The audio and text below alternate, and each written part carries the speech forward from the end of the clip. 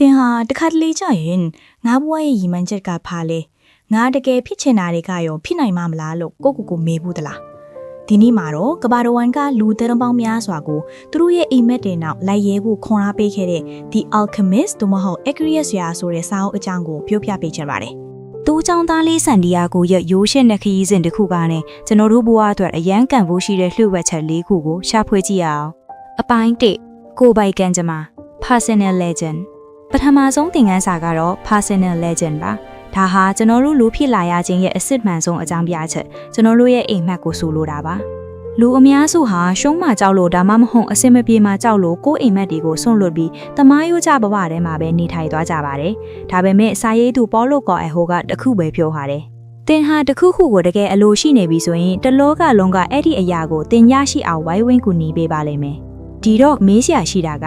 တင့်ကိုစကြဝဠာကြီးကဝိုင်းကူညီခြင်းလောက်အောင်တင်ရောတင့်အိမ်မက်ကိုတကယ်အလိုရှိနေပြီလားအပိုင်း2နမိတ်များကိုဖတ်ရှုခြင်း Omens and Language of the Wall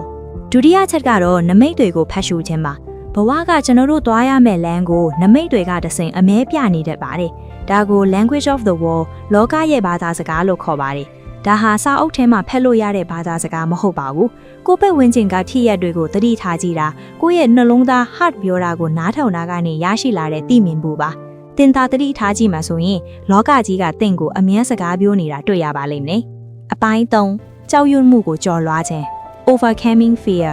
ခရီးလမ်းမှာဆန်တီယာဂိုကဓားပြတိုက်ခိုင်းရတယ်စစ်ပွဲတွေနဲ့ကြုံတယ်အကြိမ်ကြိမ်ဒုက္ခရောက်ပါတယ်လူတွေအိမ်မက်နောက်မလိုက်ရတဲ့အကြီးဆုံးအတားအဆီးကရှုံးနေမှာကိုကြောက်တာပါဒါပေမဲ့စာရေးသူပေါလုကောအဟိုကတခုတတိပေးပါတယ်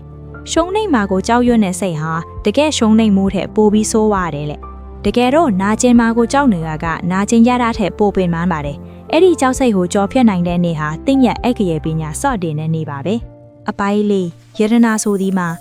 The journey is the treasure ဇက်လန်နဆုံမှာဆန်တီယာဂိုရှာနေတဲ့ယရနာကသူခရီးဆော့ထွက်ခဲ့တဲ့စပိန်ကဖျားချောင်းအောက်မှာပဲရှိနေတာပါ